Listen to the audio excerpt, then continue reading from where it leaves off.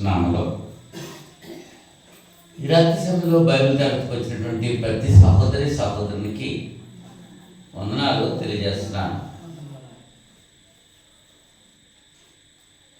యూట్యూబ్లో వాక్యం వింటున్నటువంటి ప్రతి సహోదరుని కూడా చింతపల్లిలో ఉన్నటువంటి క్రీస్తు సంఘం తరపుగా హృదయపూర్వక వందనాలు తెలియజేస్తున్నామండి.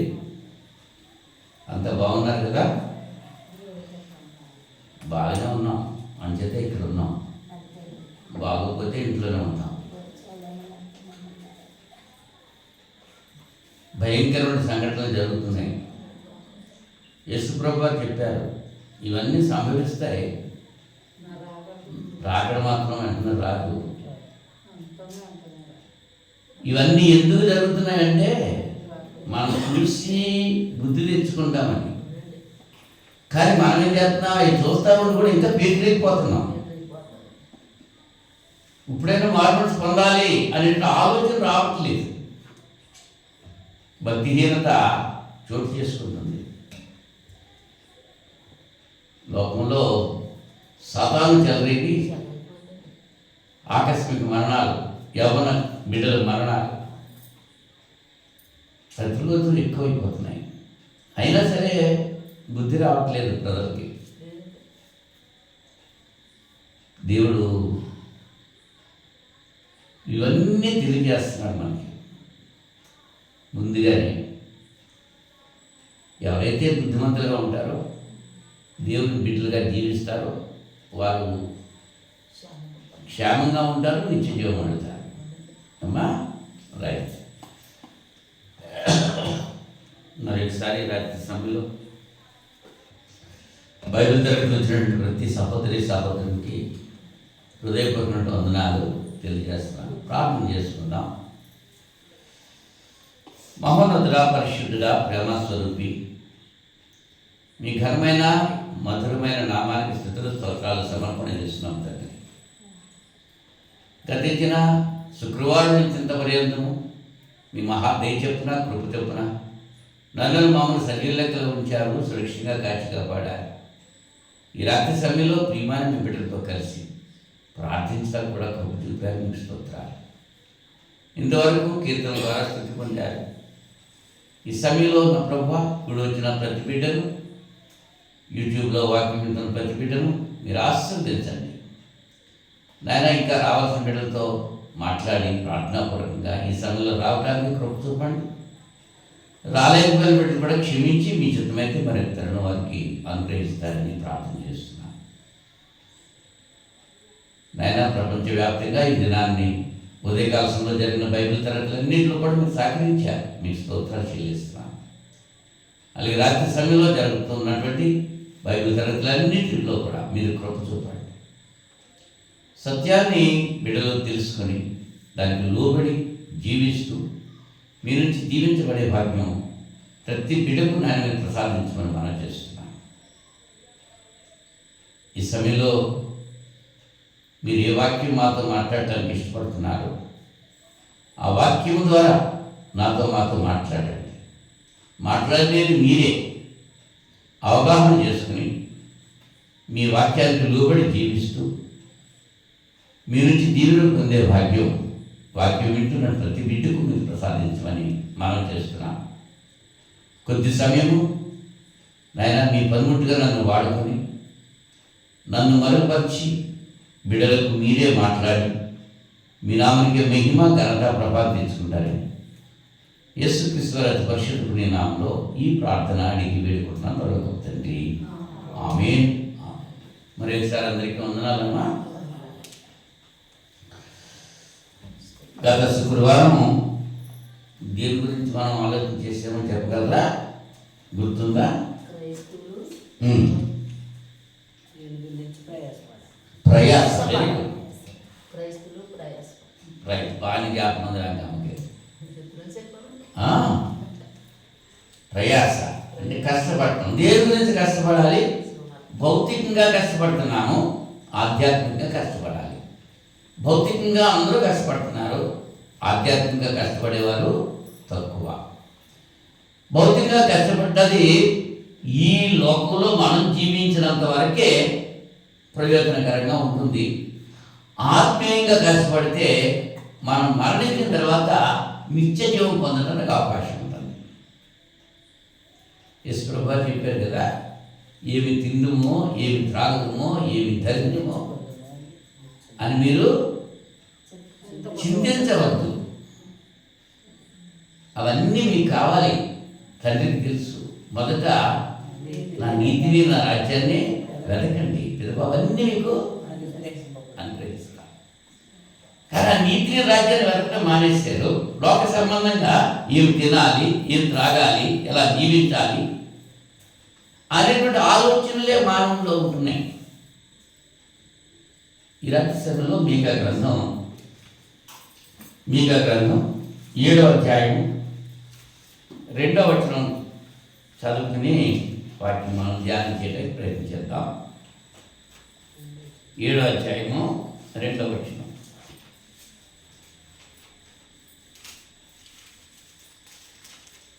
మీకా గ్రంథం 7వ అధ్యాయం. యోనా గ్రంథం తర్వాత ఉంటుంది మీకా గ్రంథం.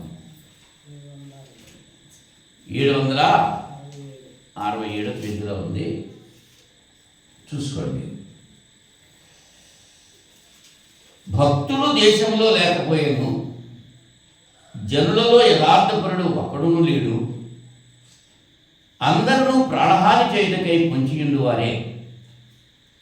ప్రతి మనుష్యును కిరాతుడై తన సహోదరుని కొరకు వలలను ఒగ్గును. చిన్న ప్రార్థన చేసుకుందాం. ప్రేమమయుడ, దయామయుడ, పరిశుద్ధుడా, మీకు స్తోత్రం తండ్రి. మరొకసారి మీ పాసనకు వస్తున్నాం. మీరు ఇచ్చిన వాక్య భాగం చదివాను, బిడ్డలు విన్నారు. మీ యొక్క వాక్యాన్ని వివరించడానికి నా జ్ఞానం సరిపోదు. మీ జ్ఞానంతో నన్ను నింపారు చేయండి. బిడ్డలు కూడా శ్రద్ధగా మీ యొక్క వాక్యం విని దానివల్ల మేలు పొందడానికి కృతజ్ఞపడతారు. క్రీస్తు నామములో వేడుకుంటున్నాను, పరలోకతండి. ఆమేన్. ఇక్కడ చెప్తున్నాడు మీకా గారు, ఎవరు లేరండి భక్తుడు. ఎంతమందట? దేశంలో లేకపోయాను. భక్తుడు అంటే ఎవరు? భుక్తుడు కాదు. భుక్తుడు అంటే తినేవాడు.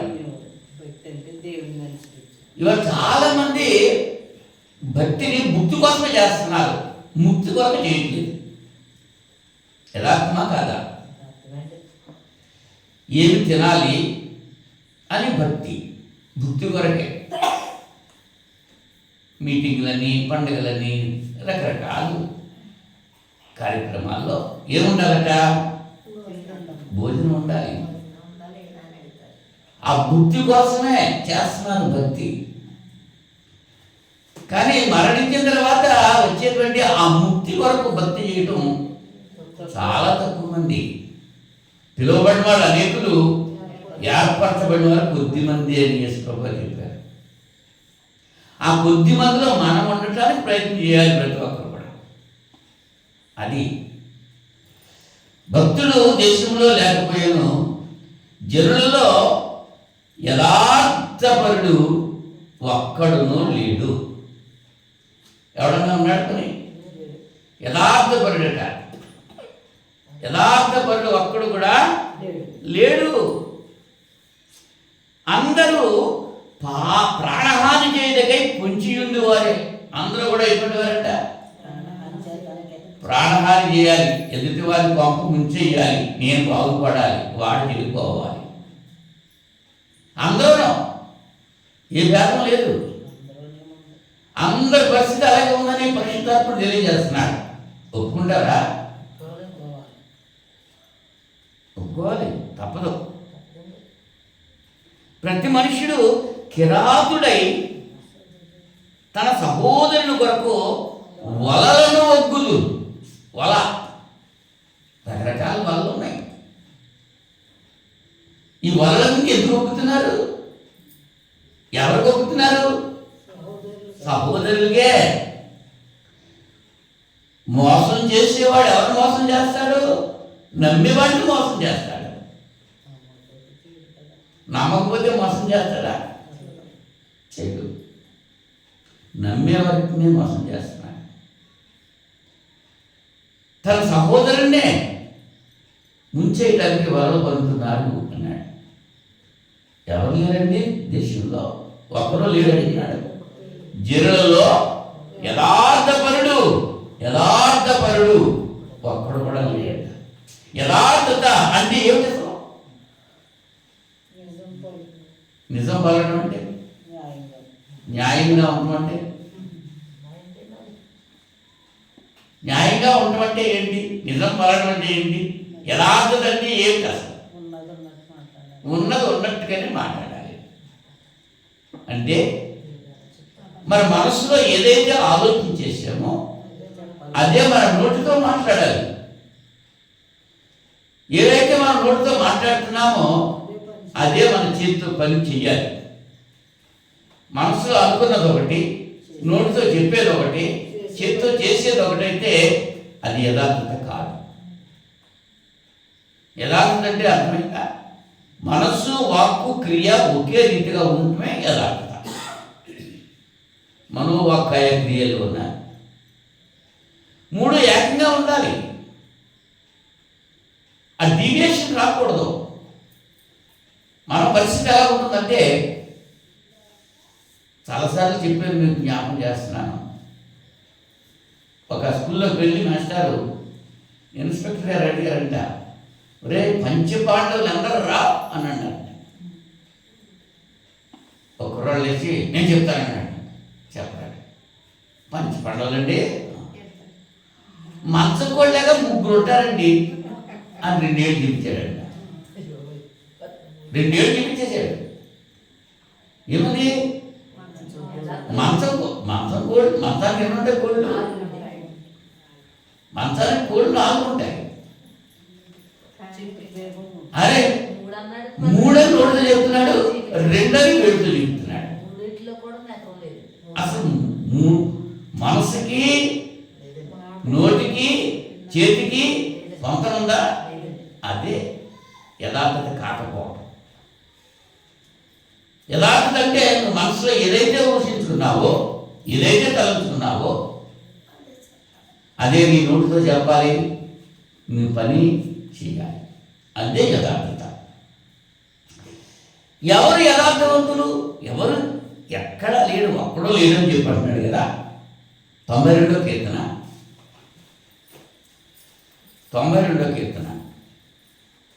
14వ వచనంలో, 92వ కీర్తన 14వ వచనం, నాకు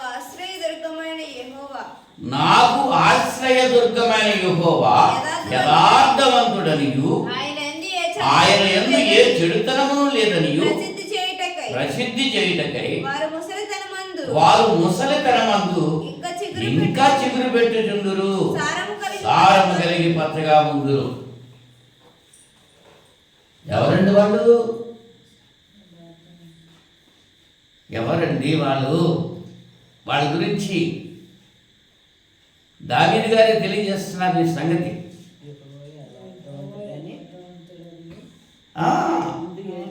ఎవరైతే ముసలితనంలో చిగురు పెట్టుతూ ఉంటారో, సారము కలిగి పచ్చగా ఉంటారో, 60లో 20లాగా ఉంటారో వాళ్ళండి ఏం చేస్తారు? వారు యెహోవా మందిరంలో నాటబడిన వారై వారు మన దేవుని ఆవరణంలో వర్ధిల్లుదురు. 12వ వచనంలో, నీతి మంతులు ఖర్జూర వృక్షం వలె మువ్వు వేయుదురు, లెబానోను మీద దేవదారు వృక్షం వలె వారు ఎదుగురు. ఎవరండి వాళ్ళు? నీతిమంతులు. మరొక చోట అంటాడు, నీతిమంతులు లేరు, ఒక్కడును లేరు, అందరిలో పాపం చేసి దేవుడిని గ్రహించే మహిమ పొందలేకపోతున్నారు. రోమపత్రిక 3:23. నీతిమంతుడు లేడు, యథార్థవంతుడు లేడు. ఉన్నారా లోకంలో? పరిశుద్ధుడు ఎవరు? నీతిమంతుడు, యథార్థవంతుడు దేవుడు యెహోవా యథార్థవంతుడు. ఆయనలో ఏ కపటము లేదు. చెడుతనము లేదు. దేవుళ్ళలో చెడుతనం ఉందామా? చందమామలు అన్న మచ్చ ఉంటుంది, కానీ దేవుడిలో మచ్చ. యథార్థవంతుడు దేవుడు. 119వ కీర్తన 128వ వచనం. 119వ కీర్తన 128వ వచనం. నీ ఉపదేశములన్నీ యథార్థములని నేను వాటిని మన్నించుతున్నాను. ఏమా ఉపదేశాలు? ఎవరు ఉపదేశాలు? దేవుని యొక్క ఉపదేశాలు యథార్థమైనవి. మనుషుల యొక్క ఉపదేశాలు పనికిరాని యథార్థమైనవి కావు. కపటంతో నిండుంటాయి, మోసంతో నిండుంటాయి. వల వేసి పట్టుకోవడానికి వాళ్ళు సిద్ధంగా ఉన్నారు. దేవుని యొక్క ఉపదేశములు దేవుడు చెప్పాడు. అంచేత ఈ నా మాట విని వాటి చొప్పున చేయు ప్రతివాడు బండ మీద కనీళ్లు కట్టిన బుద్ధిమంతుడు కోరి ఉంటాడని యేసుప్రభు చెప్పారు.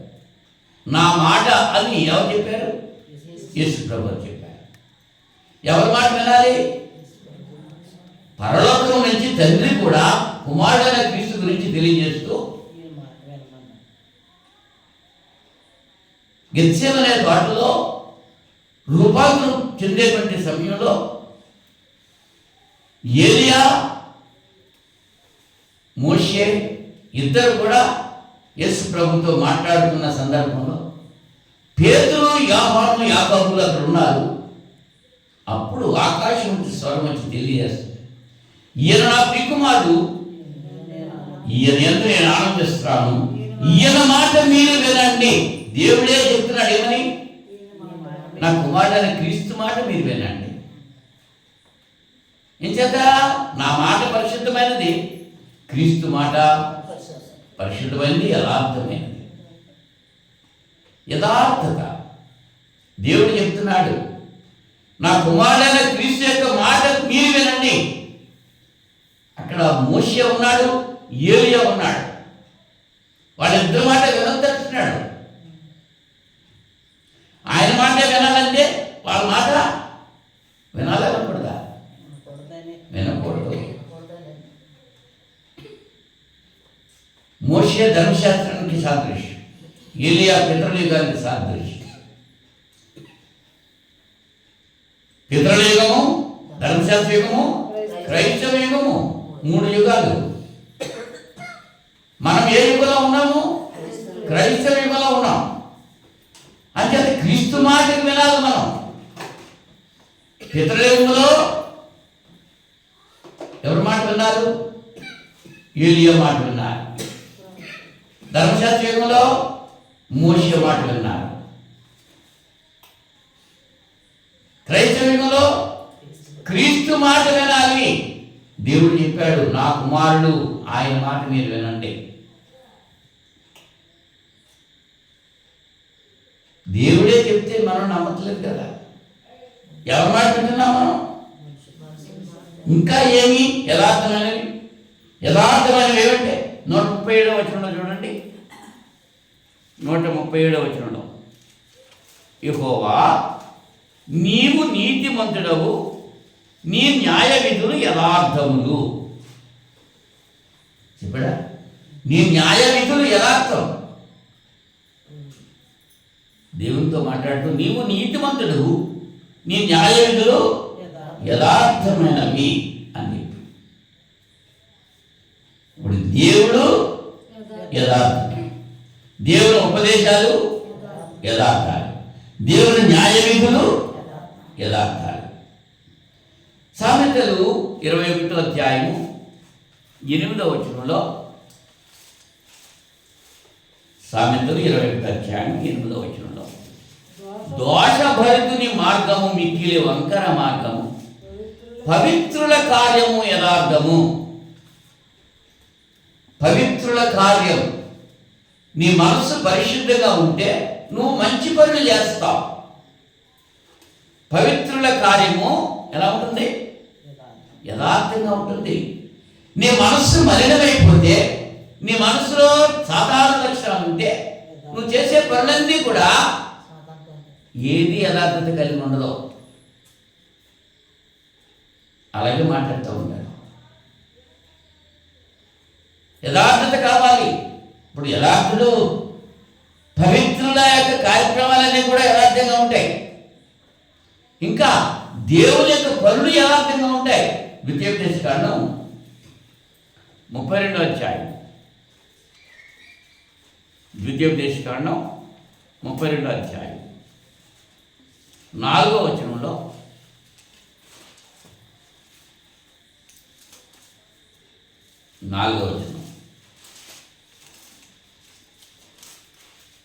ఆయన ఆశ్రయదుర్గముగా ఉన్నాడు, ఆయన కార్యము సంపూర్ణము, ఆయన చర్యలన్నీ న్యాయములు, ఆయన నిర్దోషి అయి నమ్ముకొనదగిన దేవుడు, ఆయన నీతిపరుడు, యథార్థవంతుడు. ఎవరండినా? దేవాది. ఆకాశ మండలమా చెవినొగ్గుము, నేను మాట్లాడుదును అంటున్నాడు. భూమండలమా నా నోటి మాట వినుము, నా ఉపదేశము వానవలె కురియును, నా వాక్యము మంచు వలెను, లేత గడ్డి మీద పడు చినుకుల వలెను, పచ్చిక మీద కురియు వర్షం వలెను ఉండును. నేను యెహోవా నామమును ప్రకటించదను. మన దేవుని మహాత్మ్యమును కొనియాడుడి.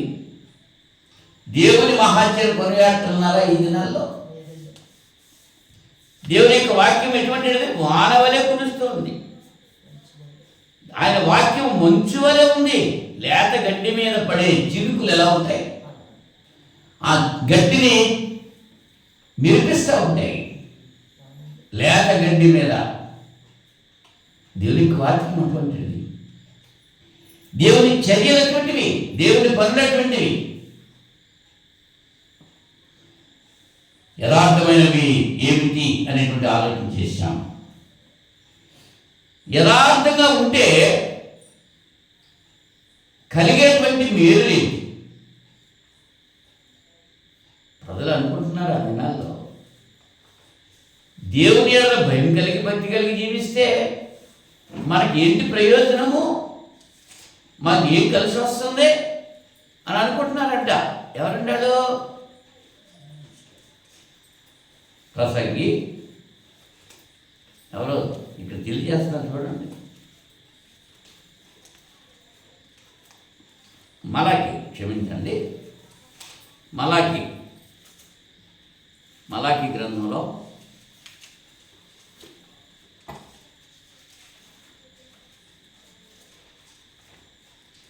3వ అధ్యాయం దేవుని 14వ వచనంలో, దేవుని సేవ చేయుట నిష్ఫలమనియు ఆయన ఆజ్ఞలను గైకొని సైన్యములకు అధిపతి యెహోవా సన్నిధిని మనము దుఃఖాక్రాంతులుగా తిరుగుట వలన ప్రయోజనమేమి అనియు ఏమనుకుంటున్నారు? మరి ఏదైనా చేస్తే ఉపయోగం ఉండాలి కదా. దేవుని సన్నిధిలోకి వెళ్తే ఇదంతా దేవుని సేవ చేయడం నిష్ఫలమే, ఫలమేమీ లేదు. ఏమిస్తున్నాడు దేవుడు? దేవుని సన్నిధికి వస్తే, దేవుడు పని చేస్తే ఏం చేస్తాడు? అవునా?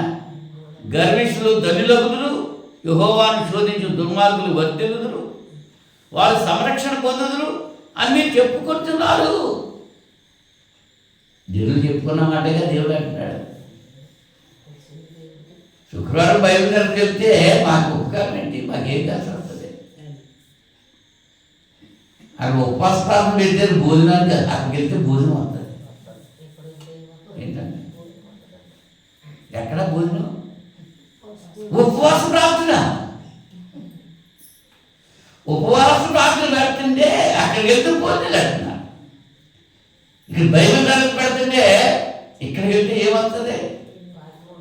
కొంచెం టీవీలు కూడా ఎవరైనా ఏమ్మా ఏంటి ఉపయోగం ఏంటి అనుకుంటున్నారు లేదా? అనుకున్న వాళ్ళు రావట్లేదు, మరి అనుకున్న వాళ్ళు వస్తున్నారు. ఆ సన్నిధికి వెళ్ళి ఆ గంట అక్కడ ఉంటే ఇక్కడ గుట్లో ఎన్ని బేరాలు పోతాయి నాకు అని నొప్పులు అనుకుంటున్నా లేదా? అక్కడ గంట ఉంటే నా చదువుకు ఎంత టైం పాడైపోతుంది నాకు అనుకుంటున్నారు కొంతమంది కదా. కానీ దేవుని సన్నిధిలో ఉండటం గొప్ప ఆశీర్వాదం. కొంతమంది ఏమనుకుంటారంటే నిద్ర పాడైపోతుంది, కొంతమంది టీవీ సీరియల్ పోతుంది. దేవుని సన్నిధికి వెళ్తే ఇవన్నీ నష్టాలే కదా, లాభం ఏది మాకు? గదరనీళ్ళు అలాగే అనుకున్నారు. యేసు ప్రభు వాళ్ళ దేశానికి వెళ్తే మొట్టమొదటిగానే వాళ్ళు నష్టపోయారు. ఇంచుమించు 2000 పందులు ప్రపాతంలో పడి చచ్చిపోయి నష్టమే వచ్చింది. అంచేది బాబు మా ఇంటికి రావద్దు, నువ్వు మా గ్రామంలోకి రావద్దు, వెళ్ళిపో మన సాగనం వేశారు అక్కడి నుంచి. మరి మనం అలా లేమా? ఆయన మన ఇంట్లోకి వచ్చి ఉంటారంటున్నాడు, మన హృదయంలోకి వస్తారంటున్నాడు, చేర్చుకోమని అడుగుతున్నాడు. చేర్చుకుంటే మనకు నష్టం వస్తుంది బాబు, మేము తలుపు తీయమంటున్నాం. మనం అలా ఉన్నారా లేదా? యథార్థత ఉందా? లేదు. యథార్థవంతులకు కలిగేటువంటి మేలేమిటి ఆలోచన చేస్తే దేవుడు వారిని ఎప్పుడు కూడా త్రోసివేయడు. యథార్థత లేని వాళ్ళని త్రోసేస్తాడు, యథార్థత కలిగిన వాళ్ళని త్రోసివేయడు. యోబు గ్రంథం 8వ అధ్యాయం, యోబు గ్రంథం 8వ అధ్యాయం 20వ వచనంలో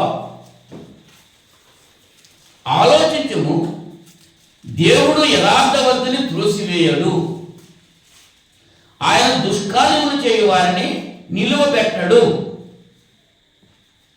దుష్కార్యాలు చేసేవాడిని దేవుడు నిలబెట్టడండి. ఎప్పుడోకప్పుడు పడిపోతాడు, అంటాడు, పడ్డగానికి లేవడం. దేవుడు యథార్థవంతుని త్రోసివేయడు.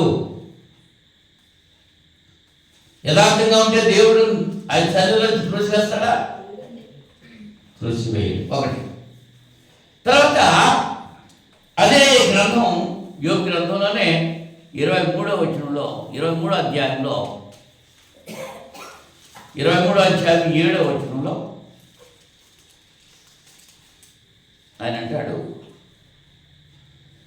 అప్పుడు యథార్థవంతుడు ఆయనతో వ్యాజ్యమాడవచ్చును. ఏం చేస్తానండి? ఎవరితో వ్యాజ్యం? దేవునితో వ్యాజ్యం ఆడవచ్చట. ఎప్పుడు? యథార్థత కలిగి ఉంటే. పినుగులాడాడండి పెనుయల్లో, రకంతా పినుగులాడాడు, యుద్ధం చేస్తున్నాడు. నీవు నన్ను దీవిస్తేనే తప్ప నేను విడిచిపెట్టాడు. ఇందుకు అంత పోరాడగలిగాడంటే యథార్థత కలిగి తన ఒప్పుకున్నాడు. తన పేరేమిటో, నీ పేరేమిటి ఒప్పుకున్నాడా? తండ్రి దగ్గర ఏమన్నాడు? మరి ఇక్కడ దేవుని దగ్గర ఒప్పుకున్నాడు కాబట్టి, యథార్థవంతుడిగా ఉండి ఒప్పుకున్నాడు కాబట్టి దేవునితో పెరుగులాడాడు, దేవునితో వ్యాజ్యం ఆడాడు. మరి మనం కూడా అలా యథార్థంగా ఉంటే దేవుణ్ణి నిలదీయచ్చు. హిజ్కియా నిలదీశాడండి. మరణకరమైనటువంటి రోగం కలిగిన సందర్భంలో కన్నీటితో ప్రార్థన చేసి దేవుని సన్నిధిలో అడుగుతున్నాడు, దేవా నేను నీ కొరకు చేసిన కార్యాలు జ్ఞాపకం చేసుకో, దయతో జ్ఞాపకం చేసుకో. చేస్తున్నాడు కాబట్టి అడుగుతున్నాడు. మరి మనం చేసామా? మనం చేస్తే అడగటానికి అర్హత కలుగుంటాం, దేవుడితో పోరాడచ్చు. యాకోబు గురించి అంటాడు, అతడు పోరాడాడంట దేవుడితో, ఒంటరిగా పోరాడి గెలిచాడు. కారణం ఏంటి? యథార్థత కలిగి ఉన్నాడు. తన మోసపు జీవితాన్ని కప్పిపెట్టాడు, దేవుని యొక్క సన్నిధిలో ఒప్పుకున్నాడు. ఒప్పుకుంటేనే దేవుడు దీవించి ఆశ్రయిస్తాడు, కప్పుకుంటే ఒప్పు దేవుడు దీవించడు. ఇంకా యథార్థంగా ఉంటే మనకు వచ్చేటువంటి మేలేంటంటే 11వ కీర్తన 11వ కీర్తన 7వ వచనంలో దేవుడిని చూచి బ్రతికినాడు ఎవడో లేడని తిమోతి పత్రికలో మనం చూస్తున్నాం. కానీ ఇక్కడ కీర్తనకారుడు ఏమంటున్నాడు? 11వ వచనంలో 7వ వచనం, 11వ అధ్యాయము 7వ వచనంలో యెహోవా నీతిమంతుడు, ఆయన నీతిని ప్రేమించువాడు, యథార్థవంతుడు ఆయన ముఖ దర్శనం చేసేది. ఆయన ముఖమే చూసేస్తారంట. ఎవరు? యథార్థంగా ఉంటే చూస్తారు. మరి యథార్థం లేకుండా ఎక్కడ చూస్తారు? మోషే గారు అడిగారంట, దేవా నీ స్వరూపం నాకు ఒకసారి చూపించు అన్నాడంట. మోషేతో చెప్పాడు, ఎవరు బ్రతకలని చూస్తే నువ్వు నా వెనుక భాషను చూడగలవు అని. ఆ బండ సందులో దాగున్నాడు. ఆ బండ సందు ఎవరో తెలుసా? యేసుక్రీస్తే. క్రీస్తు యేసునందున్న వారికి ఏ శిక్ష అనేది లేదు. క్రీస్తులో ఉంటే దేవుని చూడగలంటే ఏ రూపం ఆయన రూపం లేదు. యథార్థవంతులు ఆయన ముఖ దర్శనము మీరేనా కీడాలి. యథార్థవంతులుగా ఉండటం వల్ల దేవుడు మనల్ని దూసివేయడు. దేవునితో మనం వ్యాఖ్యం ఆడవచ్చు, దేవుని మనం చూడవచ్చు. 4వదిగా చూస్తే సామెతల గ్రంథం 2వ అధ్యాయము 7వ వచనంలో, సామెతల గ్రంథం 2వ అధ్యాయం 7వ వచనంలో మహాజ్ఞాని సొలొమోను మహారాజు తెలియజేసేటువంటిది 7వ వచనంలో, ఆయన యథార్థవంతులను వర్ధిల్లజేయును, యుక్త మార్గము తప్పక నడుచుకున్న వారికి ఆయన కేడముగా ఉన్నాడు. మోసపు పనులు చేసి పరిమాణాలు పనులు చేసి వాళ్ళందరికీ తోడుగా ఉంటాడు దేవుడు. ఆయన యథార్థవంతులను వర్ధిల్ల చేస్తాడు. వర్ధిల్లుట అంటే వర్ధిల్లటువంటి ఏంటమ్మా? దీని 1000 ఏళ్ళు ధనుడిగా వర్ధిల్లు అంటారు. వర్ధిల్లడం అంటే అభివృద్ధి చెందటం, వర్ధిల్లటం, పెరగటం, అన్నింటిలో పెరగటం. ఎవరు పెరుగుతారంట? ఎవరు వర్ధిల్ల చేస్తారు? దేవుడు. ఎవరిని వర్ధిల్ల చేస్తాడు? యథార్థవంతులను వర్ధిల్ల చేస్తాడు. అది మీలా కీడా? దేవుడు యథార్థవంతులను నువ్వు వర్ధిల్లాలి అనేటువంటి ఆశను కలిగి ఉంటే నువ్వు యథార్థంగా ఉండు. యథార్థవంతులనే దేవుడు వర్ధిల్ల చేస్తాడు. హృదయంలో కపటం పెట్టుకుని పైకో మాట లోపల మాట అంటే మోసం చేస్తూ ఉంటే వర్ధిల్లలో. నువ్వెంత కష్టపడ్డా సరే, నువ్వెంత చెవటొచ్చినా సరే నువ్వు ఎప్పటికీ వర్ధిల్లవు యథార్థత లేకపోతే. యథార్థవంతులను దేవుడు వర్ధిల్లింపజేస్తాడు. ఆయన తోడుగా ఉంటాడు. యథార్థవంతులకు తోడుగా ఉంటాడా? మోసగాళ్ళకి తోడుగా ఉంటాడా? 3వ అధ్యాయం సామెతల గ్రంథం 32వ వచనంలో,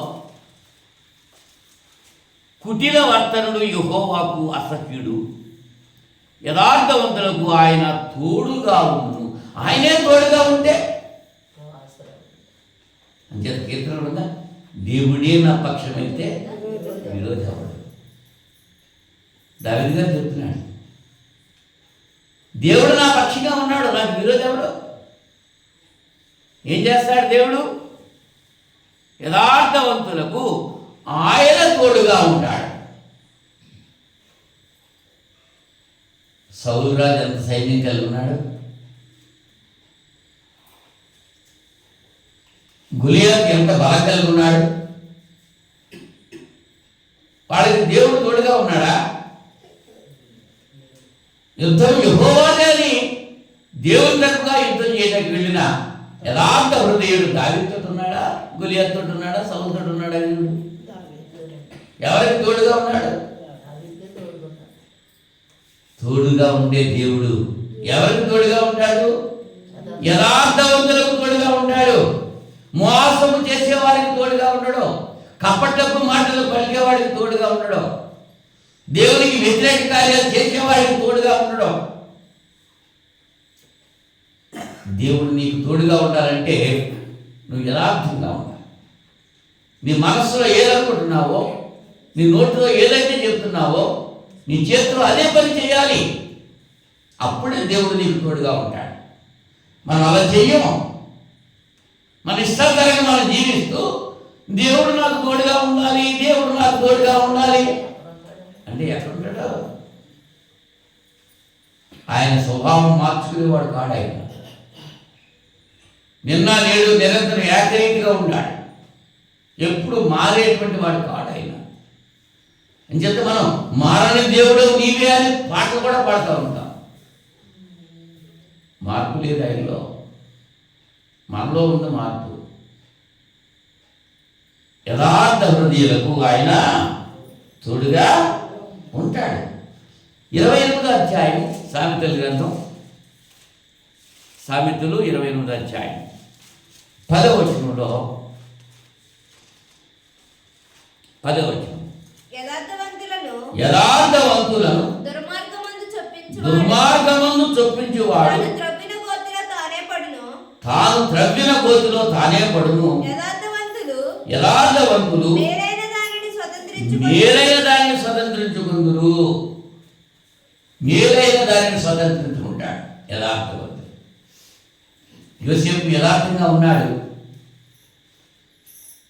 గోతులో పడవేయబడ్డాడు, బానిసగా అమ్మివేయబడ్డాడు. పొతీఫరు ఇంటిలో పనిచేశాడు. ఎక్కడ ఉన్నా యథార్థత ఆయన విడిచిపెట్టలేదు. చెరసాల్లో వేశారు, యథార్థంగానే ఉన్నాడు. అవునా? అంచేత దేవుడు యథార్థవంతులను ఏం చేస్తాడండి? ఏం చేస్తాడు? యథార్థవంతులు మేలైన దాన్ని స్వతంత్రించుకుంటారు. 11 మంది అన్నదమ్ములు స్వతంత్రించుకున్నారా?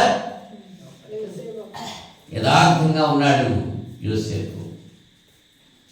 దావీదు యథార్థవంతుడిగా ఉన్నాడు. దేవుడు వారిని దీవించాడు. అలాగే మనల్ని దీవించాలంటే మనం కూడా ఎలా ఉండాలి? యథార్థంగా ఉండాలి. యథార్థంగా నడుచుకునేటువంటి వారు కొంతమందిని మనం ఈ రాత్రి సమయంలో జ్ఞాపకం చేసుకుందాం. మీకు పరిచయం చేస్తాం. మొట్టమొదటి ఆయన దావీదు యథార్థవంతుడు. మొట్టమొదట అబ్రాహాము యథార్థవంతుడు. 17వ అధ్యాయం ఆదికాండం మొదటి వచనంలో, ఆదికాండం 17వ అధ్యాయం 17వ అధ్యాయం మొదటి వచనం.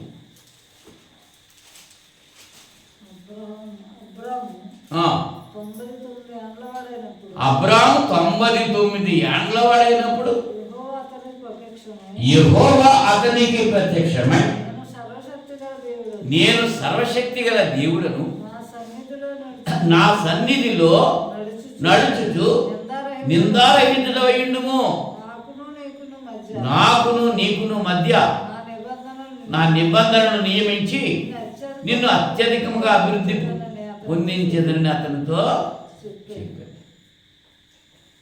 ఎలా ఉండమన్నాడు దేవుడు అబ్రాహాముని? నా సన్నిధిలో నడుచుచు నిందారహితుడవయుండుము అన్నాడు.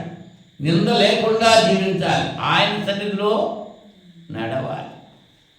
అబ్రాహాము సాగిలి పడ్డాడు కదా, సాగిలి పడ్డాడు. ఇక మీదట నీ పేరు అబ్రాహాము అనబడదు, నిన్ను అనేక జనములకు తండ్రినిగా నియమించింది కనుక నీ పేరు అబ్రహాము అనబడు. హాము అనేటప్పటికీ ఎక్కడి నుంచి వస్తుందా మాట? బొడ్డులో నుంచి వస్తుంది. హవ్వమ్మ, అబ్రహాము బొడ్డులో నుంచి రావాలి, పెదవులతో కాదు. యెషయా అంటారు, ఈ జనులు పెదవులతో కనపరుస్తున్నారు, వారి హృదయం నాకు అంచేత నిద్ర వచ్చేస్తుంది. ఎందుకు? హృదయం దూరంగా ఉంది కాబట్టి పెదవులతోనే కనబరుస్తున్నారు. వాళ్ళు వచ్చి రానట్టే ఉంటున్నారు, ఉన్నా లేనట్టే, విన్నా విన్నట్టే. యథార్థతుందా? లేదు. దేవుడు చెబుతున్నాడు, నా సన్నిధిలో నువ్వు ఎలా నడవాలి? నా సన్నిధిలో నడుచుచు నిందారహితుడవై యుండుము అని అభివృద్ధి చెప్పారు. నోవాహుతో ఏం చెప్పారు? ఆదికాండం 6:9 మరి మీకా గారు ఏమన్నారు? దేశంలో భక్తుడు ఎవడు లేడు. 6:9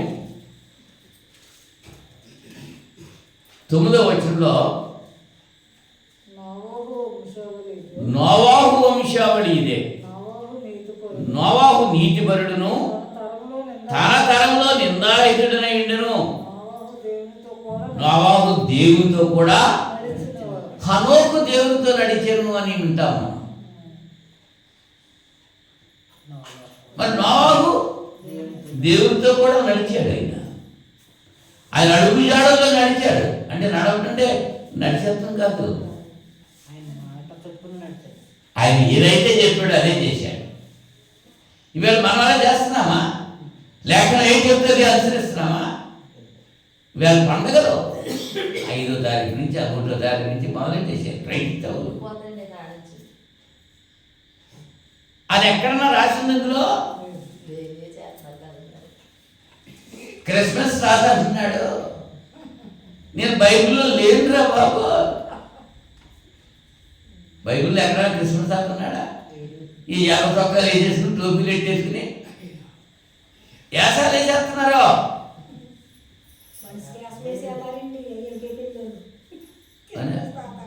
ఇందులో ఉందా? మరి ఇందులో ఉంటే అనుసరించాలి. ఇందులో లేదు చేస్తే రాత్రినా? మనుషులు కల్పించే పద్ధతులు దైవోపదేశాలను బోధిస్తూ దేవుని యొక్క వాక్యాన్ని నిరర్థకం చేస్తున్నారు.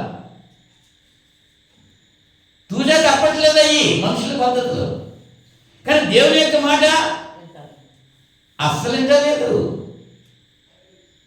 తూజా తప్పట్లేదు అయ్యి మనుషుల పద్ధతులు. అవునా? నోవాహు ఆ తరంలోనంట ఆయన అక్కడ నీతిమంతుడిగా ఉన్నాడు. ఎంతమంది ఆ తరంలో ఉన్న వాళ్ళంతా ఎటువంటి వారు? దేవునికి లోబడనటువంటి వారు, వారు చెడ్డ కార్యాలు చేసేటువంటి వారు, తిరుగుతూ త్రాగుతూ సుఖిస్తున్నారు తప్ప దేవుని కీర్తించట్లేదు, కనపరచట్లేదు, దేవునికి కృతజ్ఞతలు తెలియజేయట్లేదు. కానీ అటువంటి తరంలో నోవాహు నీతిమంతుడిగా ఉన్నాడు అని ఎవరు చెప్తున్నారు? ఈ మాట దేవుడే చెప్తున్నాడండి. ఆ తరము వారిలో అంచేత ఏమంటున్నాడు? 12వ వచనంలో దేవుడు నోవాహుతో సమస్త శరీర మూలముగా భూమి బలత్కారంతో నిండి ఉన్నది కనుక నా సన్నిధిని వారి అంతము వచ్చి ఉన్నది. ఇదిగో వారిని భూమితో కూడా నాశనం చేయుదును. చితిసారపు మానుతో నీ కొరకు వాడన చేసుకును. నిన్ను నాశనం చేయను, నువ్వు వాడ చేసుకో. చితిసారపు మాను. ఈ లోకమంతా ఏమైపోయింది? చెడిపోయింది. అంచేత భూమితో పాటు వాళ్ళని నాశనం చేస్తాను. నువ్వు భూమి మీద ఉండక్కర్లేదు, వాడ చేసుకో. వాళ్ళలో నువ్వు నీ ఇంటి వారు ఉండండి. ఎవరు చెప్పారా మాట? దేవుడే చెప్పాడు. ఆ మాట మనం వింటావా? నోవాహు యథార్థవంతుడు, అబ్రాము యథార్థవంతుడు. ఇంకొక వ్యక్తిని జ్ఞాపకం చేస్తాను మీకు. యోబు గ్రంథం, యోబు 1వ అధ్యాయం. యోబు గురించి దేవుడు చెబుతున్న మాట. యోబు గురించి, మన గురించి ఇక్కడ జ్ఞానం ఏం చెప్తున్నాడు దేవుడు? యథార్థత, యోబు గురించి ఏం చెప్తున్నాడు మా 8వ వచనంలో, అందుకు నీ యెహోవా నీవు నా సేవకుడని యోబు సంగతి ఆలోచించితివా? అతడు యథార్థవర్తనుడు, న్యాయవంతుడునై దేవుని యందు భయభక్తులు కలిగి చెడుతనము విసర్జించిన వాడు. 4 లక్షణాలు అక్కడ చెప్తున్నాడు దేవుడు. ఎవరి గురించి? ఈ రాత్రి సమయంలో నీ గురించి, నా గురించి దేవుడు ఏం చెప్తున్నాడు? ప్రార్థన వెళ్తున్నారు, అక్కడ నిద్రపోతున్నారు. ప్రార్థన వెళ్తున్నారు, కబుర్లు చెప్పుకుంటున్నారు. ప్రార్థన వెళ్తున్నారు, సోకులు చూపిస్తున్నారు. యథార్థత ఉందా? మన గురించి దేవుడు ఏమనుకుంటున్నాడు? యోబు గురించి దేవుడు 4 లక్షణాలు చెప్పాడు. అక్కడ ఏమంటాడు? 1 యథార్థవర్తనుడు, 2 న్యాయవంతుడు, 3 దేవుని యందు భయభక్తులు కలిగిన వాడు, 4 చెడుతనం విసర్జించిన వాడు. భూమి మీద అతని వంటి వాడు ఎవ్వడూ లేడు. యోబు లాంటి వాడు ఎవరైనా ఉన్నాడండి? ఇంకా యోబు అక్కడే, ఇంకో యోబు ఎవరు లేడు. ఎంత నీతిపరుడు, ఎంత యథార్థపరుడు, అంత ధనవంతుడు అయ్యుండి, అంత ఆస్తికర్త అయ్యుండి సర్వాన్ని కోల్పోయి ఏమన్నాడు? యెహోవా ఇచ్చెను, యెహోవా తీసుకున్నాను, యెహోవా నామమునికే మహిమ కలుగును గాక.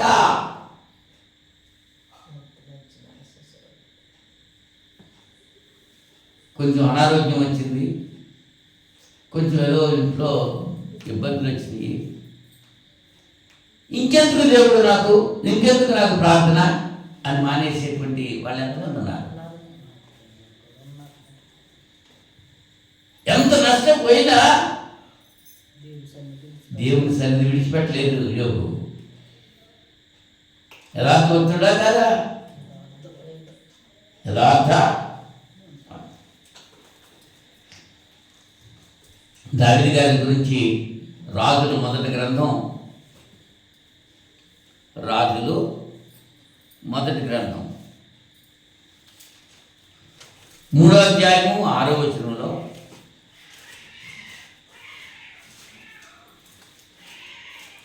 సొలొమోను ఇలాగూ మనవి చేశాను, నీ దాసుడును నా తండ్రియునైన దావీదు నీ దృష్టికి అనుకూలముగా సత్యమును నీతిని అనుసరించి యథార్థమైన మనసు గలవాడే ప్రవర్తించను కనుక నీవు అతని ఎడల పరిపూర్ణ కటాక్షమగుపరిచి ఈ దినమున ఉన్నట్లుగా అతని సింహాసనం మీద అతని కుమారుని కూర్చుండబెట్టి అతని యందు మహాకృపను చూపి ఉన్నావు అన్నాడు. ఎవరో? సొలొమోను. ఎవరి గురించి? తన తండ్రి అయినటువంటి దావీదు గురించి. దావీదు ఎలా ఉన్నాడండి? దేవుని దృష్టికి అనుకూలంగా ఉన్నాడు, సత్యాన్ని అనుసరించాడు, నీతిని అనుసరించాడు, యథార్థమైన మనస్సు కలిగిన వాడిగా ఉన్నాడు, ప్రవర్తించాడు. కాబట్టే నీవు అతని ఎడల పరిపూర్ణ కటాక్షము అగుపరించావు. అది లేకపోతే ఇవాళ నన్ను నా తండ్రి సింహాసనం కూర్చోబెట్టావు, నా తండ్రి యథార్థతను బట్టి. మరి మన పిల్లలు మన గురించి అలా చెప్పగలుగుతున్నారా? తండ్రుల గురించి, తల్లుల గురించి. సొలొమోను మహారాజు ధైర్యంగా చెప్తున్నాడు తన తండ్రి గురించి దేవుడితో. మరి మన పరిస్థితి ఎట్లా ఉంటుంది? ఆలోచన చేసుకోవాలి మనం. యోషియా అనే రాజుగారు, 2వ రాజులు 22వ అధ్యాయం 2వ వచనంలో, 2వ రాజులు 22వ అధ్యాయం 2వ వచనంలో, అతడు యెహోవా దృష్టికి యథార్థముగా నడుచుచు కుడి ఎడమలకు తిరగక తన పితరులకు దావీదు చూపిన ప్రవర్తనకు సరిగా ప్రవర్తించెను. ఎవరన్నీనా? యోషియా ఏలనారంభించినప్పుడు అన్నాడు. 22వ అధ్యాయం 1వ వచనంలో, 8 ఏండ్ల వాడై యెరూషలేమునందు 31 సంవత్సరములు ఏలెను. ఎంత వయసులో?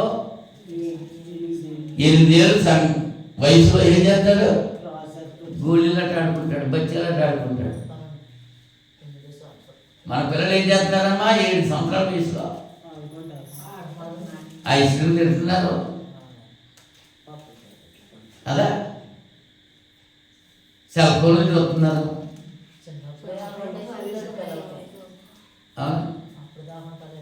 మరి యోషియా ఏం చేశాడు? 8 ఏళ్ల వయసు వాళ్ళు యెరూషలేములో రాజు అయ్యి 31 సంవత్సరం పరిపాలన చేశాడు. అతని తల్లి బొస్కతు ఊరివాడగు ఆదాయకు కుమార్తె అయిన యెదీదా. అతడు యెహోవా దృష్టికి యథార్థముగా నడుచుచు కుడి ఎడమలకు తిరగక తన పితరులకు దావీదు చూపిన ప్రవర్తనకు సరిగా ప్రవర్తించాడు. ఎవరైనా యోషియా 31 సంవత్సరాలు పరిపాలన చేశాడు ఆయన. ఎప్పుడు ఎక్కాడు సింహాసనం? 8 సంవత్సరాల వయసులో. యథార్థంగా ఉన్నాడు, అంచేత దేవుడు దీవించాడు. ఆశా గురించి మనం ఆలోచన చేస్తే దినవృత్తాంతాలు 2వ గ్రంథం, దినవృత్తాంతాలు 2వ గ్రంథం 14వ అధ్యాయం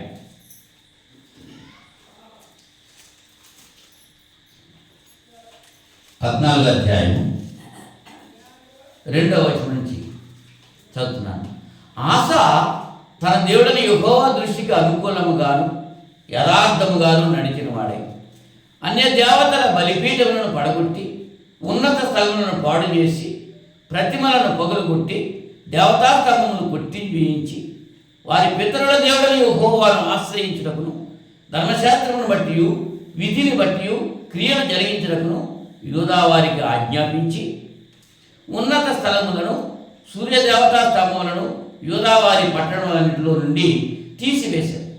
అతని ఏలుబడి యందు రాజ్యము నెమ్మదిగా ఉండెను. యుద్ధాలేమి లేవండి.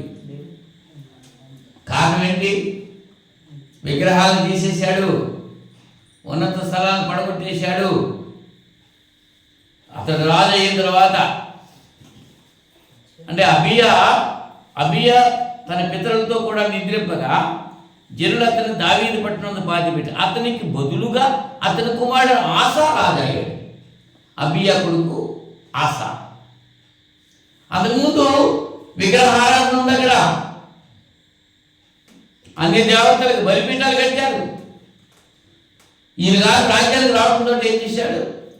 ముందు అన్ని దేవతల విగ్రహాలను పడగొట్టేశాడు. మనమైతే ఏం చేద్దాం?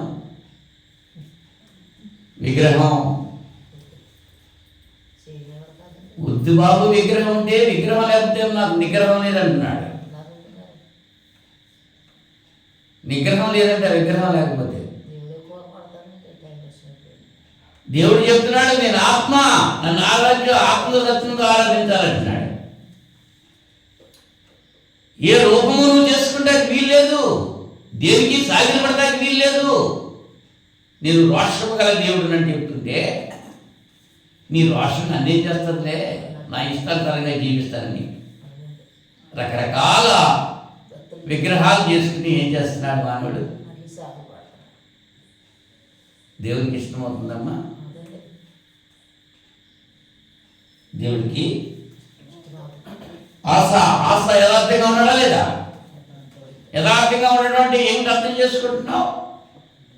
నువ్వు దేవునికి లోబడక ముందు ఏం చేయాలి? నీలో ఉన్నటువంటి సాతాను లక్షణాలను దూరపరచాలి. మైలుతోటే లోపలికి వెళ్తానమ్మా.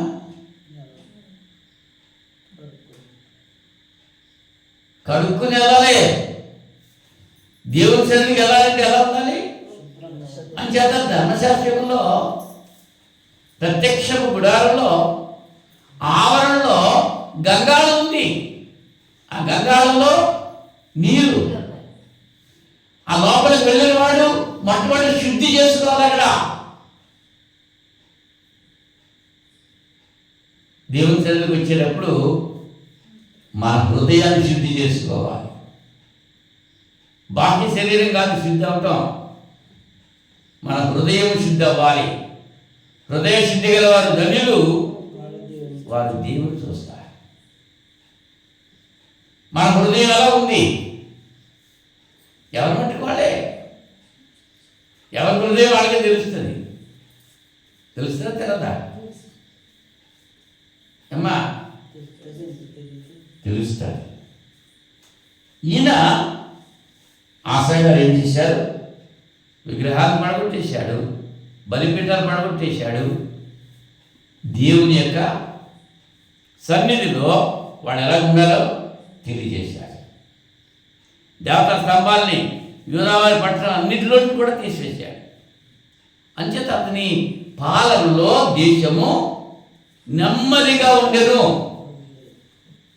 నెమ్మది ఉంది. ఈవేళ మనకి నెమ్మది ఉందా? మన కుటుంబాల్లో నెమ్మది ఉందా? మన బిడ్డల్లో నెమ్మది ఉందా? నెమ్మది ఉండాలంటే ఏముండాలి? యథార్థత ఉండాలి. యథార్థత కలిగి ఉన్నాడు కాబట్టి దేవునికి లోబడ్డాడు. అపవాది సంబంధ కార్యక్రమాలు దూరపరిచాడు. అంచేత దేవుడు అతనికి నెమ్మది ఇచ్చాడు. యేసు ప్రభుల వారు పుట్టినప్పుడు కూడా దేవదూతలు పాటలు పాడినాయండి. ఏంటయ్యి? సర్వోన్నతమైన స్థలంలో దేవునికి మహిమ, ఆయనకు ఇష్టమైన మనుషులకు భూమి మీద సమాధానం. ఎవరికి సమాధానం? ఇవాళ సమాధానం ఉందా? వ్యక్తిగతంగా సమాధానం కలిగి ఉంటున్నారా? భార్య భర్తల మధ్య సమాధానం ఉందా? తల్లి బిడ్డల మధ్య సమాధానం ఉందా? తండ్రి కొడుకుల మధ్య సమాధానం ఉందా? ఎఫ్ఎస్సి పత్రిక ఇచ్చాడు, సమాధానం అనే బంధము చేత ఆత్మ కలిగించు ఐక్యము కలిగి మీరు ఎలా ఉండాలి? అభివృద్ధి చెందాలి. సమాధానం ఉంటే బంధం ఉంటుంది, సమాధానం లేకపోతే బంధం ఉంది. ఇంకొక ఆయన జ్ఞాపకం చేస్తాను. దినవృత్తాంతాలు 2వ గ్రంథంలోనే 20వ అధ్యాయం 32వ వచనంలో ఇంకొక ఆయన ఉన్నారు. చాలామంది ఉన్నారు, కొంతమందిని మాత్రం మీకు జ్ఞాపకం చేస్తున్నాను సమయాన్ని బట్టి. 32వ వచనంలో 31 చదువుతున్నాను చూడండి. యెహోషాపాతు యూదారాజ్యమును ఏలెను. అతడు ఏలన ఆరంభించినప్పుడు 35 సంవత్సరములు వాడే. యెరూషలేములో 25 సంవత్సరములు ఏలెను. అతని తల్లి షిల్హీ కుమార్తె, ఆమె పేరు అజూబా. అతడు యెహోవా దృష్టికి యథార్థముగా ప్రవర్తించి తన తండ్రి అనే ఆశా మార్గమందు నడుచుచు దానిలో నుండి తొలగిపోకుండా. ఆశా కుమారుడు ఎవరండినా? యెహోషాపాతు. తండ్రి మార్గంలో నడిచాడు, తప్పిపోలేదు. తండ్రి యొక్క అడుగు జాడలో నడిచాడు. ఈవేళ తండ్రుల యొక్క అడుగు జాడల్లో నడిచే పిల్లలు ఉన్నారా? మోషే గారు ధర్మశాస్త్రం ఇచ్చినప్పుడు చెప్తున్నాడు, ఇశ్రాయేలు నేను నీకు ఆజ్ఞాపించే ఆజ్ఞలు నువ్వు గైకో. నీ పిల్లల పిల్లలు వాళ్ళకి అలాగా నా ఆజ్ఞలు నువ్వు బోధించాలి. ఉండాలా? తండ్రి చెప్తాడు, మా తాత యాడ్లో మనం చూపిస్తూ ఉంటాం. దేని గురించి? అది గ్రేప్స్ వాటర్ గురించి. అమ్మమ్మ చెప్పింది, ఆ అమ్మమ్మ తల్లి కూడా చెప్పింది, ఈ పిల్లాడి తల్లిగా చెప్పింది. ఎక్కడి నుంచి తరతరాలు వచ్చినాయా? దేవుడు చెప్తున్నాడు, నేను నీకు ఆజ్ఞాపించే ఆజ్ఞలు నీ బిడ్డలకు, వారి బిడ్డలకు, వారి బిడ్డలకు తరతరాలు రావాలనగా చెప్తున్నారా ఆజ్ఞ? మేము ప్రార్థనకి వెళ్తాం లేదా? మనం ఇంట్లో నిద్రం లేకపోతే అదేదో టీవీ చూసుకుంటాం. అమ్మమ్మగా చెప్తలేదు, అమ్మగా చెప్తలేదు, జేజమ్మగా చెప్తలేదు. కానీ దేవుని యొక్క ఉద్దేశం ఏంటి? చెప్పాలా చెప్పద్దా? చెప్పాలి. యథార్థత అప్పుడు వస్తుందన్నమాట. మా తండ్రి ఇలా చేశాడు, మా తాత ఇలా చేశాడు, మా ముత్తాత ఇలా చేశాడు అని మనవడు చెప్పుకుంటున్నాడు. ఇప్పుడు దేని గురించి చెప్పుకుంటున్నారు? దేవుని విషయంలో చెప్పుకోవట్లేదు. మా తాత పెద్ద పెద్ద పనిగా చేసేవాడు,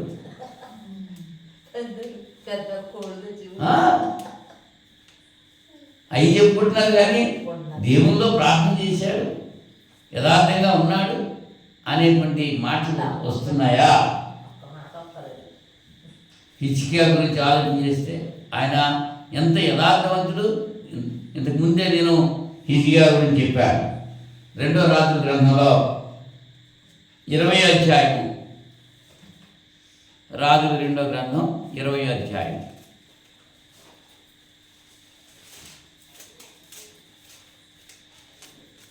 ఎవరి గురించి ఉంది అక్కడ? 3వ వచనంలో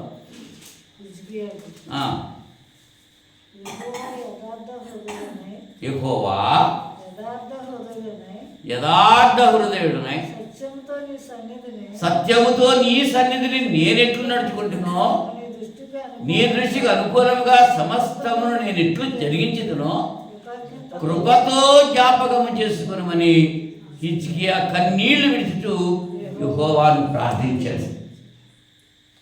కృపతో జ్ఞాపకం చేసుకోమన్నాడు. అహం లేదు అక్కడ, నేను చేశాను కాబట్టి అంటలేదు. కృపతో ఏం జరిగిందమ్మా? ఎప్పుడు హిజ్కియాకు మరణకరమైన రోగం కలుగగా ఆమోజు కుమారుడును ప్రవక్త అయిన యెషయా అతని వద్దకు వచ్చి, నీవు మరణమవుతున్నావు, బ్రతుకవు గనుక నీవు నీ ఇల్లు చక్కబెట్టుకునమని యెహోవా సెలవిచ్చుతున్నాడని చెప్పగా, ఏం చక్కబెట్టుకోమన్నాడు? మనం ఏం చక్కబెట్టుకుంటాం? ఇదిగో బండ పడుతుంది, బల్ల మీద తీసుకు తూమియాలి, చక్కబెట్టుకోవాలి, మళ్ళీ బల్ల మీద ఎత్తేయాలి. వాటి ఎక్కడ చూస్తా, ఆహా ఇలా తోమి, మరి అక్కడ మచ్చ ఉంది, ఇక్కడ చొట్ట ఉంది, అది లైవ్గా లేదు. దేని గురించి? అంతేకాదు, ఆయన సన్నిధిలో నీ ఇల్లు చక్కబెట్టుకోమంటే ఆ ఇల్లు కాదు చక్కబెట్టుకోండి, మన ఇల్లు చక్కబెట్టుకోవాలి. మనమే ఆయన ఇల్లు. ఎవరు దేవుని ఇల్లు? మనమే ఆయన ఇల్లు. మరి మనం పరిశుద్ధంగా ఉంటే దేవుడు మనలో వచ్చి ఉంటాడు. మనం దగ్గరగా ఉంటే ఆయన వస్తాడు లోపలికి రాడు. యథార్థమైన హృదయంతో మనం సిద్ధపడి ఉండాలి. దేవా, నా హృదయంలోకి వచ్చిండు, నన్ను నడిపించు, నీ చిత్తాన్ని బట్టి నన్ను నడిపించు అని మన చిత్తాన్ని ఆయనకు అప్పగించాలి.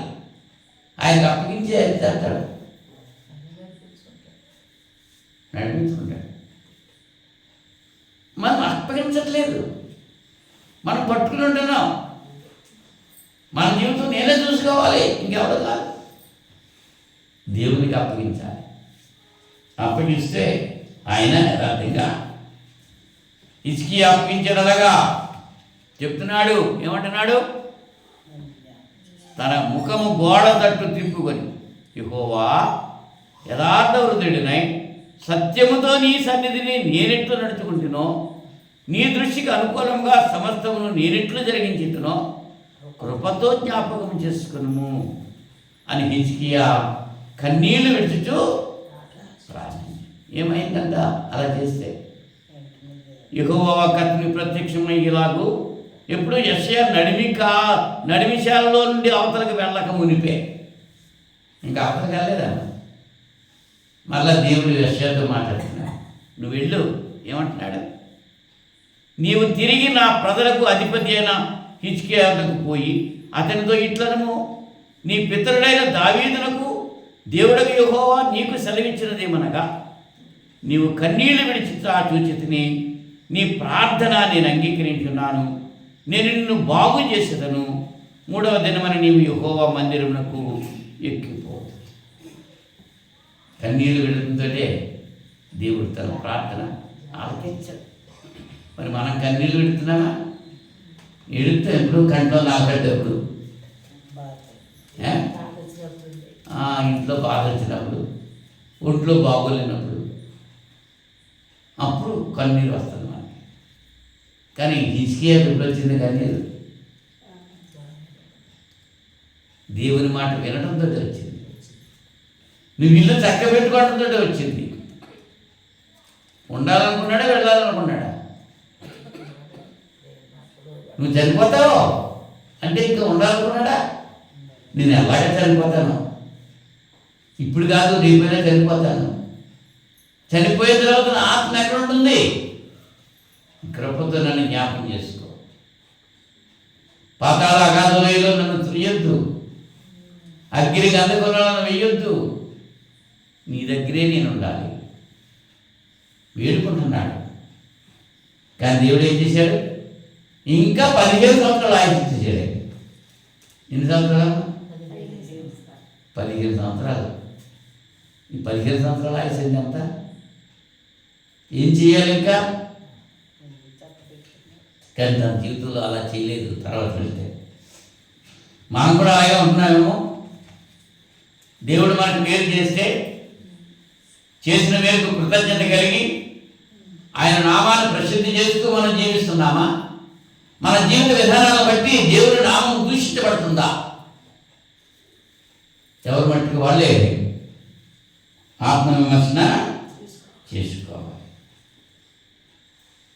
యథార్థంగా మాట్లాడే వారిని దేవుడు దీవిస్తున్నాడు, కానీ లోకం ఏం చేస్తుందమ్మా? లోకం ఏం చేస్తుంది? మన ఆమోసు గ్రంథం 5వ అధ్యాయం, ఆమోసు గ్రంథం 5వ అధ్యాయం 10వ వచనంలో తెలియజేస్తున్నాడు. చూడండి లోకం ఏం చేస్తుందో. ఎవరిని? ఆమోసు 5వ అధ్యాయం 10వ వచనం.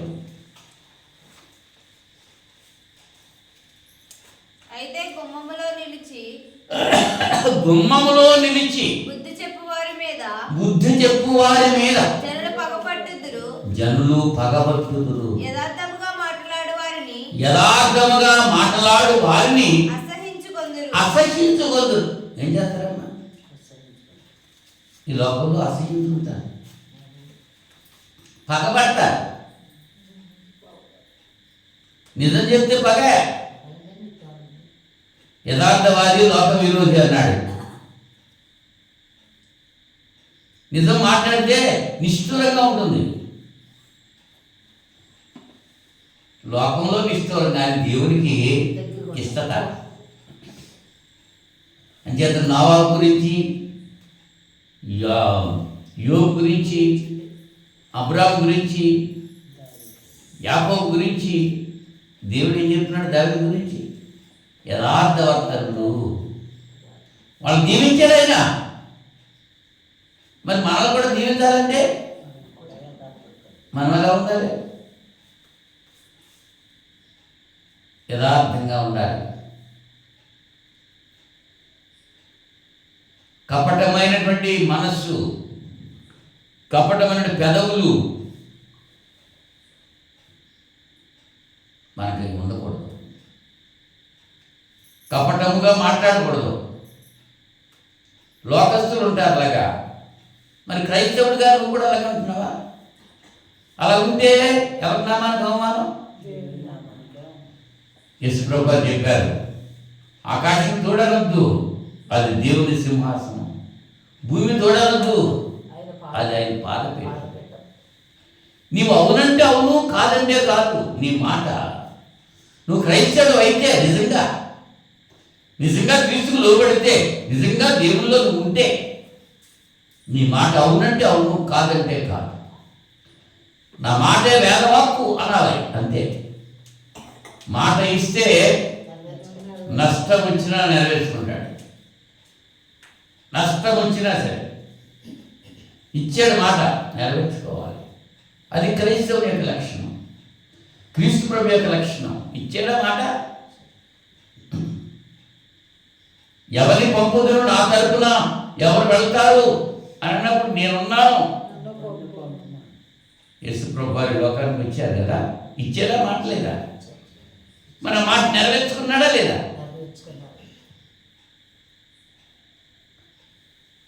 ఆయన అప్పగింపబడిన రాత్రి ఏం చేశాడు? గెత్సేమనే తోటలో ప్రార్థన చేస్తూ ఏమన్నాడు? తండ్రి, నీ చిత్తమైతే ఈ గిన్నె నా ఎద్దు నుంచి తొలగించడానికి వచ్చాడు ఆయన ఇక్కడికి. అందుకోసమేగా వచ్చాడు ఆయన, లేఖనాలు నెరవేర్చడానికిగా వచ్చాడు. మరి మనమేంటి? ఒప్పుకుంటున్నాం కదా, ఒప్పుకుని బాప్తిజం పొంది సంఘంలో చేర్చబడి మన జీవన విధానాలు ఎట్లా ఉంటున్నాయి, మన స్థితిగతులు ఎలా ఉంటున్నాయి, దేవునికి ఇష్టలుగా మనం ఉన్నామా, దేవుడు మెచ్చుకునేలాగా జీవిస్తున్నామా? ఆలోచన చేసుకోవాలి. అదే చెప్తున్నాడు అక్కడ. దేవునికి లోబడాలి, ఆయన చిత్తము నెరవేర్చాలి, ఆయన పని మనం చేయాలి. ఆయన పని మనం చెయ్యం, మన పని మనం చేసుకుంటే సరిపోతుంది. ఆయన పని చేయలేదు. ప్రతివాడు తన సొంత కార్యమే చూస్తున్నాడు. ఫిలిప్పీ పత్రికలో చెప్తాడు, దేవుని కార్యాలనే చేయలేదు. తింటాకి తాగడాకైతే వస్తున్నాడు, వింటాకి అనుసరించడానికి మాత్రం రాడు. ఆలోచించండి ఒకసారి. యథార్థవంతులు మాత్రమే రక్షించబడతారు, కానీ వారి పిల్లలకు కూడా రక్షణ. యథార్థవంతుడు ఎవరైతే ఉన్నాడో వాడు మాత్రమే రక్షించబడతాడు, వాడి పిల్లలు కూడా రాదు. చూడండి, ఏస్కేలు గ్రంథం 14వ అధ్యాయం, ఏస్కేలు 14వ అధ్యాయం 14వ వచనంలో, ఏస్కేలు 14:14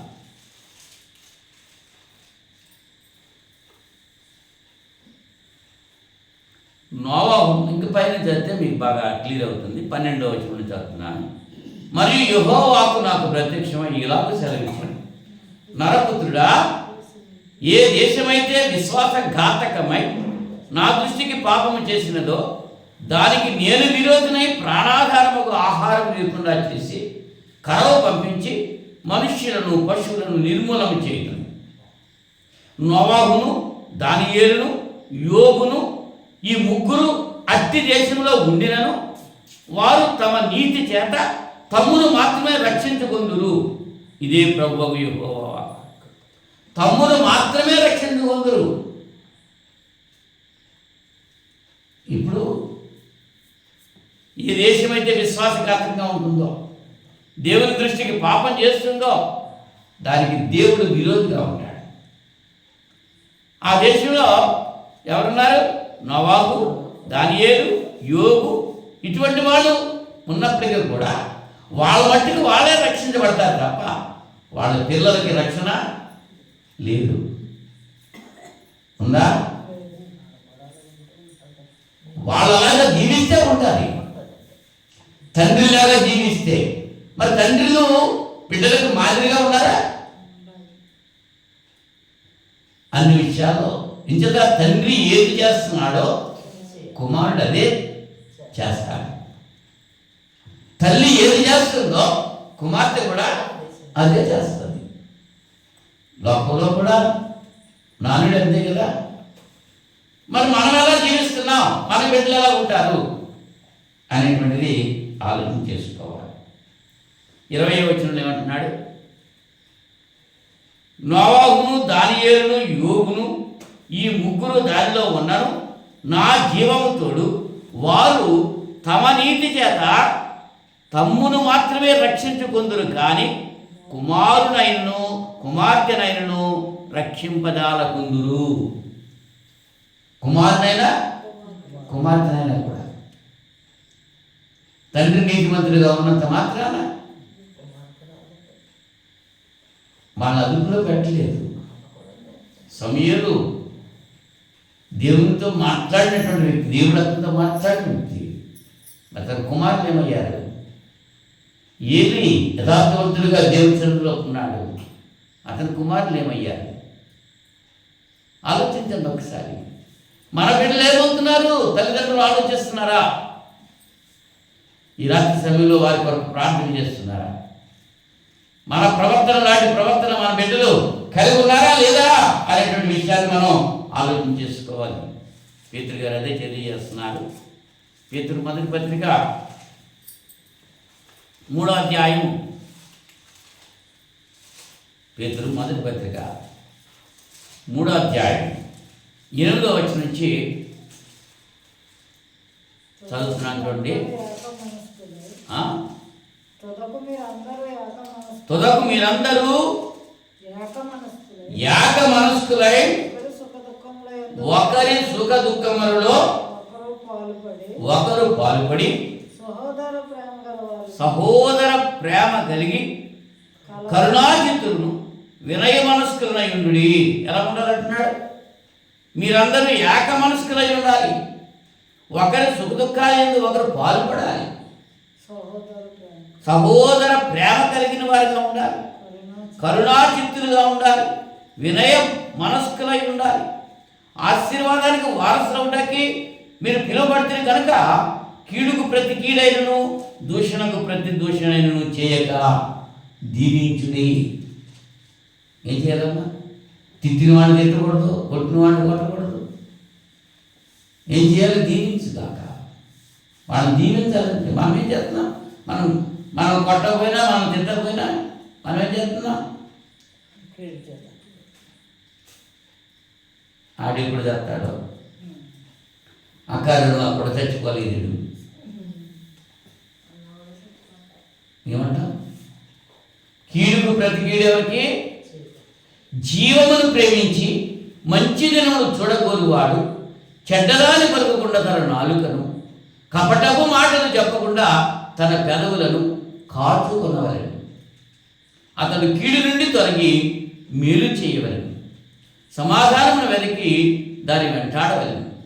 ఎంచేత ప్రభు కన్నులు నీతిమంతుల మీదను ఆయన చెవులు వారి ప్రార్థనల వైపును ఉన్నవి. కానీ ప్రభు ముఖము కీడు చేయు వారికి విరోధముగా ఉన్నది. కీడు చేసేటువంటి వారికి విరోధంగా ఉండాలి ప్రభును.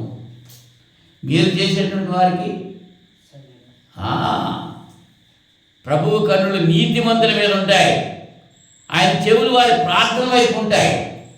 నువ్వు ప్రార్థన చేస్తే, నువ్వు నీతిమంతులుగా ఉంటే నీ ప్రార్థన దేవుని సన్నిధికి వెళ్తాది.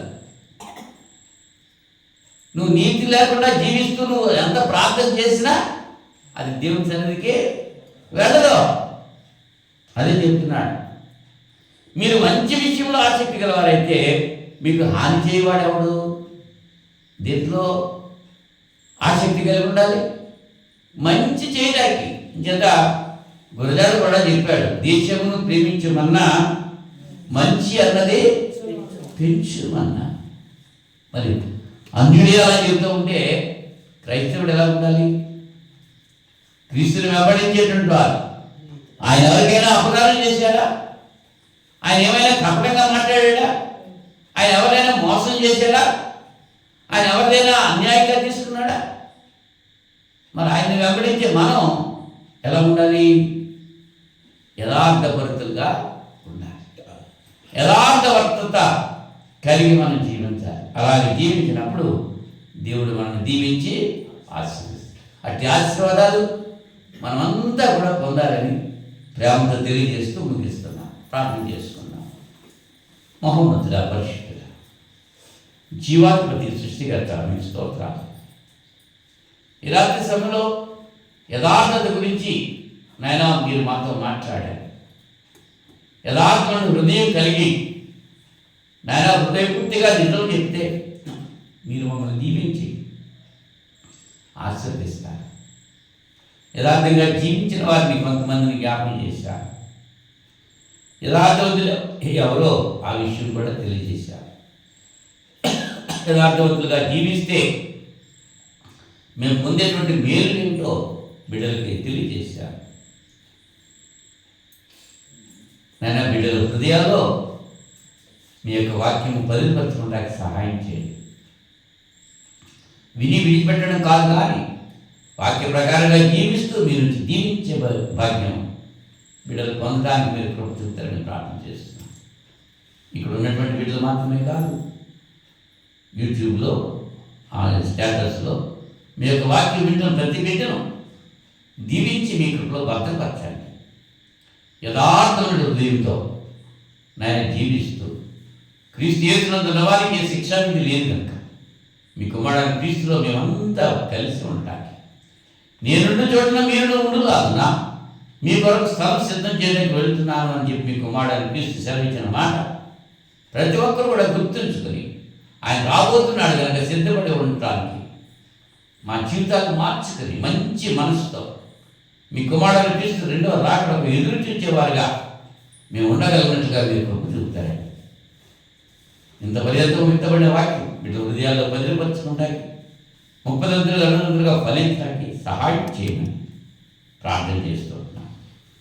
గత వారం అంతా కూడా మీరు మమ్మల్ని కాచి కాపాడారు, అలాగే రానైనట్టు వారు కూడా కాచి కాపాడారు. మీ చిత్తమైతే మీ కుమారుడు క్రీస్తు అక్కడ ఆలస్యమైతే మరొక శుక్రవారం మేమంతా కలిసి మిమ్మల్ని స్తుతించి గణపరిచి మీ వాక్యం ధ్యానించి ప్రార్థించడం సహాయం చేయమని మా రక్షకుడు మీ కుమారుని యేసుక్రీస్తు నామములో ఈ ప్రార్థన అడిగి వేడుకుంటున్నాం పరలోక తండ్రి. ఆమేన్. ఆమేన్. అందరికీ వందనాలమ్మా.